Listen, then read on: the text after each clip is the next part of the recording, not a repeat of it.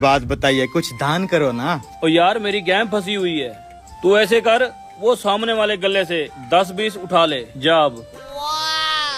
अल्लाह आपका भला करे साहब। वाह यार, आज तो अपनी मर्जी से हाथ साफ करूंगा।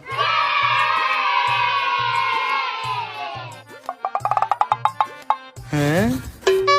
साला गले में तो कुछ भी नहीं है। अरे साहब, अब क्या हो गया, बोला ना 10-20 गले से उठा ले। अरे कहाँ से उठाऊं साहब, गले में तो 1 रुपया भी नहीं है, खाली पड़ा है गला। क्या गला खाली है?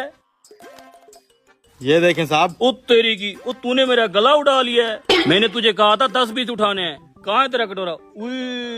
500, 100, 50, फिर 100, फिर 50। अबे कमीने, तूने ये क्या किया है? सारे का सारा मेरा गला ही उठा लिया है। अरे साहब कैसी बातें कर रहे हैं, आपका गला खाली था, ये मैंने भीख मांग मांग के मेहनत से कमाए हैं। अबे इतनी